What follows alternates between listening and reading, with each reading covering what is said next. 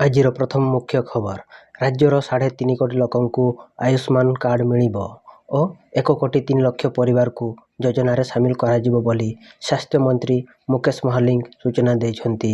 ପୂର୍ବରୁ ପ୍ରତି ପରିବାରକୁ ଗୋଟିଏ କାର୍ଡ ମିଳୁଥିଲା, କିନ୍ତୁ ନୂଆ ଯୋଜନାରେ ପ୍ରତି ସଦସ୍ୟଙ୍କୁ ଗୋଟିଏ ଲେଖାଏଁ କାର୍ଡ ମିଳିବ ବୋଲି ସେ କହିଛନ୍ତି। ପୂର୍ବରୁ 900 ହସ୍ପିଟାଲରେ ଦେୟମୁକ୍ତ ଚିକିତ୍ସା ମିଳୁଥିଲା ଏବଂ ଏବେ ଦେଶର 29,000ରୁ ଅଧିକ ହସ୍ପିଟାଲରେ ଦେୟମୁକ୍ତ ଚିକିତ୍ସା ସୁବିଧା ମିଳିବ ବୋଲି ସ୍ୱାସ୍ଥ୍ୟମନ୍ତ୍ରୀ ମୁକେଶ ମହାଲିକ କହିଛନ୍ତି। ଏବଂ କଟକ ବାଲିଯାତ୍ରା ପଡ଼ିଆରେ ହେବ ଆୟୁଷ୍ମାନ ଯୋଜନାର ଶୁଭାରମ୍ଭ। 11 ତାରିଖରେ କେନ୍ଦ୍ର ସ୍ୱାସ୍ଥ୍ୟମନ୍ତ୍ରୀ ଜେପି ନଡ୍ଡା କରିବେ ଶୁଭାରମ୍ଭ। ପରବର୍ତ୍ତୀ ଖବର, 70 ବର୍ଷରୁ ଉର୍ଦ୍ଧ୍ୱ ସମସ୍ତଙ୍କୁ ମିଳିବ ବୟୋବନ୍ଦନା କାର୍ଡ। ପ୍ରେସମିଟରେ ସୂଚନା ଦେଲେ ସ୍ୱାସ୍ଥ୍ୟମନ୍ତ୍ରୀ ମୁକେଶ ମହାଲିକ। ସରକାରୀ କର୍ମଚାରୀ ହୁଅନ୍ତୁ କି ଆଇଟି ଦାଖଲ କରୁଥିଲେ ବି ସମସ୍ତଙ୍କୁ ମିଳିବ। ସମ୍ଭ୍ରାନ୍ତ ପରିବାରରେ ହୋଇଥିଲେ ବି ବୟୋବନ୍ଦନା କାର୍ଡ ମିଳିବ। ଜନସେବା କେନ୍ଦ୍ର କର୍ମଚାରୀ, ଆଶାକର୍ମୀ କାର୍ଡ ପ୍ରସ୍ତୁତରେ ସାହାଯ୍ୟ କରିବେ। ଗାଁ ଗାଁ ବୁଲି ହିତାଧିକାରୀଙ୍କୁ କାର୍ଡ ପ୍ରସ୍ତୁତରେ ସାହାଯ୍ୟ କରିବେ। ପରବର୍ତ୍ତୀ ମୁଖ୍ୟ ଖବର, ପ୍ରଧାନମନ୍ତ୍ରୀ ଜନମନ ଯୋଜନାରେ ଓଡ଼ିଶାର 28ଟି ପ୍ରକଳ୍ପ ପାଇଁ 69.65 କୋଟି ମଞ୍ଜୁର ଦେଲା କେନ୍ଦ୍ର ସରକାର। ପ୍ରଧାନମନ୍ତ୍ରୀ ଜନଜାତି ଆଦିବାସୀ ନ୍ୟାୟ ମହାଭିଯାନ ଅଧୀନରେ କେନ୍ଦ୍ର ଗ୍ରାମୀଣ ବିକାଶ ମନ୍ତ୍ରଣାଳୟ ଓଡ଼ିଶାର 26ଟି ସଡ଼କ ଓ 2ଟି ସେତୁ ପ୍ରକଳ୍ପକୁ ମଞ୍ଜୁରି ମିଳିଛି। ଏଥିପାଇଁ ଓଡ଼ିଶାକୁ 69.65 କୋଟି ଅନୁଦାନ ଯୋଗାଇଦେବ। ଏହି ଯୋଜନାରେ ରାଜ୍ୟରେ 63.271 କିଲୋମିଟର ରାସ୍ତା ନିର୍ମାଣ କରାଯିବ। ବର୍ତ୍ତମାନ ସୁଦ୍ଧା ପ୍ରଧାନମନ୍ତ୍ରୀ ଜନମନ ଯୋଜନାରେ ଓଡ଼ିଶା ପାଇଁ 211.14 କିଲୋମିଟର ଲମ୍ବ 66ଟି ସଡ଼କ ପ୍ରକଳ୍ପ ଆଉ 2ଟି ସେତୁ ପ୍ରକଳ୍ପକୁ ମଞ୍ଜୁର କରାଯାଇଛି। ପରବର୍ତ୍ତୀ ମୁଖ୍ୟ ଖବର, ଗାଁରେ ବ୍ୟାପୁଛି ଝାଡ଼ାବାନ୍ତି। ଅନୁଗୁଳ ଜିଲ୍ଲା କଣିହାଁ ବ୍ଲକ ଗହମ ଗାଁରେ ବ୍ୟାପୁଛି ଝାଡ଼ାବାନ୍ତି। ଘରେ ଘରେ ଆକ୍ରାନ୍ତ। ଦୂଷିତ ପାଣି ପାଇଁ ଗାଁରେ ବ୍ୟାପୁଛି ଝାଡ଼ାବାନ୍ତି। 3 ଦିନରେ 100ରୁ ଅଧିକ ଲୋକ ଆକ୍ରାନ୍ତ ହେଲେଣି। 20ରୁ ଅଧିକ ଆକ୍ରାନ୍ତ ମେଡିକାଲରେ ଭର୍ତ୍ତି ହେଲେଣି। ଧୀରେ ଧୀରେ ଆକ୍ରାନ୍ତ ସଂଖ୍ୟା ବଢ଼ୁଥିବାରୁ ଲୋକମାନଙ୍କ ମଧ୍ୟରେ ଭୟର ବାତାବରଣ ସୃଷ୍ଟି ହୋଇଛି। ପରବର୍ତ୍ତୀ ମୁଖ୍ୟ ଖବର, ଏପ୍ରିଲ 10 ତାରିଖ ଯାଏଁ ରାଜ୍ୟର ବିଭିନ୍ନ ଜିଲ୍ଲାରେ ବର୍ଷା ନେଇ ପାଣିପାଗ ବିଭାଗ ପୂର୍ବାନୁମାନ କରିଛି। ରାଜ୍ୟରେ କେତେକ ସ୍ଥାନରେ ଆସନ୍ତା 10 ତାରିଖ ଯାଏଁ ବର୍ଷା ସମ୍ଭାବନା ରହିଛି। ବିଶେଷ କରି ଉପକୂଳ ଓ ଦକ୍ଷିଣ ଓଡ଼ିଶାରେ ଘଡ଼ଘଡ଼ି ସହ ବର୍ଷା ହେବା ନେଇ ପାଣିପାଗ ବିଭାଗ ପକ୍ଷରୁ ଅନୁମାନ କରାଯାଇଛି। ଆଜି ଗଞ୍ଜାମ, ଗଜପତି ଓ ରାୟଗଡ଼ାରେ ଘଡ଼ଘଡ଼ି ସହ ବର୍ଷା ହେବାର ସମ୍ଭାବନା ରହିଛି। ପରବର୍ତ୍ତୀ ମୁଖ୍ୟ ଖବର, ଏକାମ୍ର କ୍ଷେତ୍ରରେ ଗଡ଼ିଲା ମହାପ୍ରଭୁ ଶ୍ରୀଲିଙ୍ଗରାଜଙ୍କ ରୁକୁଣା ରଥ। ସାମିଲ ହେଲେ ହଜାର ହଜାର ଶ୍ରଦ୍ଧାଳୁ। ଶନିବାର ଅପରାହ୍ନ 3:30ରେ ରଥଟଣା ହେବ ବୋଲି ନୀତି ନିର୍ଘଣ୍ଟ ହୋଇଥିଲା ବେଳେ ସନ୍ଧ୍ୟା ପ୍ରାୟ 5:20ରେ ଏକାମ୍ର କ୍ଷେତ୍ରରେ ମହାପ୍ରଭୁ ଶ୍ରୀଲିଙ୍ଗରାଜଙ୍କ ରୁକୁଣା ରଥ ଗଡ଼ିଛି। ଏଥିରେ ହଜାର ହଜାର ଶ୍ରଦ୍ଧାଳୁ ସାମିଲ ହୋଇଥିଲେ। ଦିନ 12:30ରେ ଲିଙ୍ଗରାଜ ମହାପ୍ରଭୁଙ୍କ ପହଣ୍ଡି ଆରମ୍ଭ ହୋଇଥିଲା ବେଳେ ଏଥିରେ ବହୁ ବିଳମ୍ବ ହୋଇଥିଲା। ଫଳରେ ରଥଟଣାରେ ବିଳମ୍ବ ହୋଇଥିଲା। ବର୍ଷକୁ ଥରେ ଭକ୍ତଙ୍କୁ ଦର୍ଶନ ଦେବାକୁ ମନ୍ଦିରରୁ ମାଉସୀ ମା ମନ୍ଦିରକୁ ଆସୁଛନ୍ତି ମହାପ୍ରଭୁ ଲିଙ୍ଗରାଜ। ପରବର୍ତ୍ତୀ ମୁଖ୍ୟ ଖବର, ଆଜି ଶ୍ରୀମନ୍ଦିରରେ 5 ଘଣ୍ଟା ବନ୍ଦ ରହିବ ମହାପ୍ରଭୁଙ୍କ ଦର୍ଶନ। ଆଜି ଶ୍ରୀରାମ ନବମୀ ଥିଲାବେଳେ ଶ୍ରୀମନ୍ଦିରରେ 5 ଘଣ୍ଟା ମହାପ୍ରଭୁଙ୍କ ଦର୍ଶନ ବନ୍ଦ ରହିବ। ରାମ ନବମୀ ଅବସରରେ ଶ୍ରୀମନ୍ଦିରରେ ମହାପ୍ରଭୁଙ୍କ ଶ୍ରୀରାମ ଜନ୍ମ ନୀତି ବେଶ ଧୁମଧାମରେ ଅନୁଷ୍ଠିତ ହେବ। ତେବେ ମଧ୍ୟାହ୍ନ ଧୂପ ପରେ ସ୍ୱତନ୍ତ୍ର ନୀତି ଅନୁଷ୍ଠିତ ହେବ ବୋଲି ଜଣାପଡ଼ିଛି। ଏହି ଦିନ ଅପରାହ୍ନ 5ଟାରୁ ରାତି 10ଟା ପର୍ଯ୍ୟନ୍ତ ସାଧାରଣ ଦର୍ଶନ ବନ୍ଦ ରହିବ ବୋଲି ପୁରୀ ଶ୍ରୀମନ୍ଦିର ପ୍ରଶାସନ ପକ୍ଷରୁ ଶନିବାର ସୂଚନା ମିଳିଛି। ପରବର୍ତ୍ତୀ ମୁଖ୍ୟ ଖବର, ଶ୍ରୀଲଙ୍କା ମିତ୍ର ବିଭୂଷଣ ସମ୍ମାନରେ ସମ୍ମାନିତ ହେଲେ ପ୍ରଧାନମନ୍ତ୍ରୀ ନରେନ୍ଦ୍ର ମୋଦି।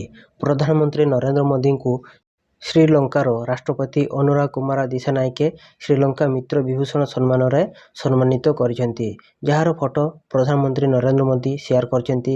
ପ୍ରଧାନମନ୍ତ୍ରୀ ନରେନ୍ଦ୍ର ମୋଦି ସୋସିଆଲ ମିଡିଆ ଏକ୍ସରେ ଲେଖିଛନ୍ତି ଯେ ଏହି ସମ୍ମାନ କେବଳ ମୋର ନୁହେଁ ବରଂ ଭାରତର 140 କୋଟି ଲୋକଙ୍କର। ସୂଚନା ଥାଉ କି ରାଷ୍ଟ୍ରପତି ଭାବେ ଅନୁରା କୁମାର ଦିଶାନାୟକେ ଦାୟିତ୍ୱ ଗ୍ରହଣ କରିବା ପରେ ପ୍ରଧାନମନ୍ତ୍ରୀ ନରେନ୍ଦ୍ର ମୋଦି ପ୍ରଥମ ଥର ପାଇଁ ଶ୍ରୀଲଙ୍କା ଗସ୍ତରେ ଯାଇଛନ୍ତି। ପରବର୍ତ୍ତୀ ମୁଖ୍ୟ ଖବର, ରାଷ୍ଟ୍ରପତିଙ୍କ ଅନୁମୋଦନ ପରେ ଆଇନରେ ପରିଣତ ହେଲା ୱାକଫ ସଂଶୋଧନ ବିଲ୍। ରାଷ୍ଟ୍ରପତି ଦ୍ରୌପଦୀ ମୁର୍ମୁ ୱାକଫ ସଂଶୋଧନ ବିଲ୍ 2025ରେ ସ୍ୱାକ୍ଷର କରିଛନ୍ତି, ଯାହା ଫଳରେ ଏହି ବିଲ୍ ଏବେ ଆଇନରେ ପରିଣତ ହୋଇଛି। ପୂର୍ବରୁ ଏହି ବିଲ୍ ସଂସଦର ଉଭୟ ଗୃହରେ ଲୋକସଭା ଓ ରାଜ୍ୟସଭାରେ ପାରିତ ହୋଇଥିଲା।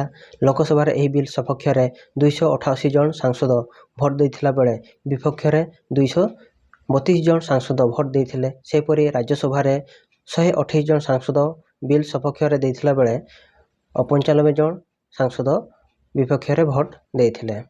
ପରବର୍ତ୍ତୀ ମୁଖ୍ୟ ଖବର।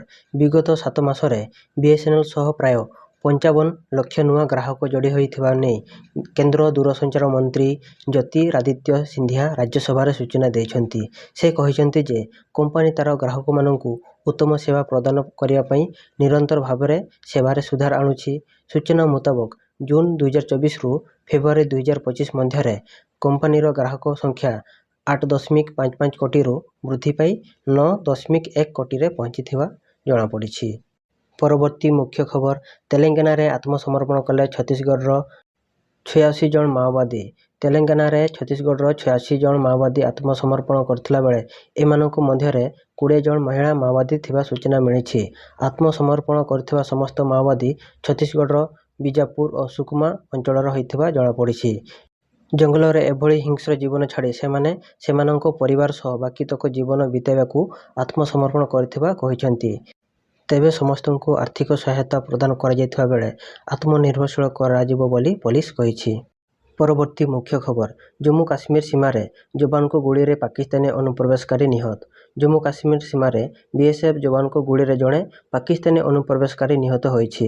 ଶୁକ୍ରବାର ବିଳମ୍ବିତ ରାତିରେ ଆର୍ଏସ୍ପୁରା ଅଞ୍ଚଳରେ ଥିବା ଆନ୍ତର୍ଜାତିକ ସୀମାରେଖା ନିକଟରେ କିଛି ଲୋକ ଭାରତରେ ଅନୁପ୍ରବେଶ କରିବାକୁ ଉଦ୍ୟମ କରୁଥିଲା ବେଳେ ଯବାନମାନେ ଦେଖିବାକୁ ପାଇଥିଲେ। ପରେ ସେମାନଙ୍କୁ ପ୍ରଥମେ ଚେତାବନୀ ଦିଆଯାଇଥିଲା କିନ୍ତୁ ସେମାନେ ନ ଶୁଣି ଆଗକୁ ଅଗ୍ରସର ହେବା ଫଳରେ ଯବାନଙ୍କ ପକ୍ଷରୁ ଗୁଳି ଚାଳନା ହୋଇଥିଲା, ଶନିବାର ବିଏସ୍ଏଫ୍ ପକ୍ଷରୁ ସୂଚନା ମିଳିଛି। ପରବର୍ତ୍ତୀ ମୁଖ୍ୟ ଖବର। ଏପ୍ରିଲ 7 ସୋମବାର ଦିନ ମୁଖ୍ୟମନ୍ତ୍ରୀଙ୍କ ଜନ ଅଭିଯୋଗ ଶୁଣାଣି କାର୍ଯ୍ୟକ୍ରମ ବନ୍ଦ ରହିବ। ମୁଖ୍ୟମନ୍ତ୍ରୀ ମୋହନ ଚରଣ ମାଝୀଙ୍କ ଅନ୍ୟାନ୍ୟ ଗୁରୁତ୍ୱପୂର୍ଣ୍ଣ କାର୍ଯ୍ୟ ଥିବାରୁ ସୋମବାର ଦିନ ୟୁନିଟ୍ 5 ଭୁବନେଶ୍ୱର ସ୍ଥିତ ମୁଖ୍ୟମନ୍ତ୍ରୀଙ୍କ ଅଭିଯୋଗ ପ୍ରକୋଷ୍ଠରେ ଜନ ଅଭିଯୋଗ ଶୁଣାଣି ବନ୍ଦ ରହିବ। ତେବେ ପରବର୍ତ୍ତୀ ଅଭିଯୋଗ ଶୁଣାଣିର ତାରିଖ ସମ୍ବାଦପତ୍ର ଓ ଅନ୍ୟ ଗଣମାଧ୍ୟମ ଜରିଆରେ ଜଣାଇ ଦିଆଯିବ ବୋଲି ରାଜ୍ୟ ସାଧାରଣ ପ୍ରଶାସନ ଓ ସାଧାରଣ ଅଭିଯୋଗ ବିଭାଗ ପକ୍ଷରୁ ସୂଚନା ଦିଆଯାଇଛି। ପରବର୍ତ୍ତୀ ମୁଖ୍ୟ ଖବର।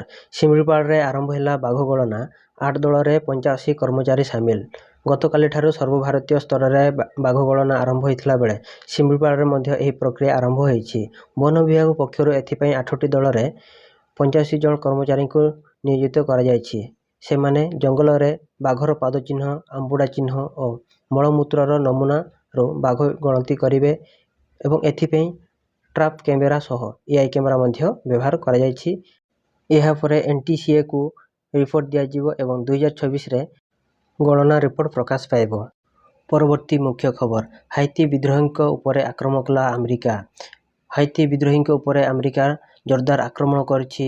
ହାଇତି ଗ୍ରୁପ ଗୋଟିଏ ଫିଲ୍ଡରେ ବର୍ଗାକାର କ୍ଷେତ୍ରରେ ସମସ୍ତେ ଛିଡ଼ା ହୋଇଥିଲେ। ହଠାତ୍ ଆମେରିକା ସେମାନଙ୍କ ଉପରେ ବମ୍ ପକାଇଲା। ସୋସିଆଲ ମିଡ଼ିଆରେ ଭିଡ଼ିଓ ସେୟାର କଲେ ରାଷ୍ଟ୍ରପତି ଡୋନାଲ୍ଡ ଟ୍ରମ୍ପ। ଆଉ ସେ ଲେଖିଛନ୍ତି, "they will never sink our ships again".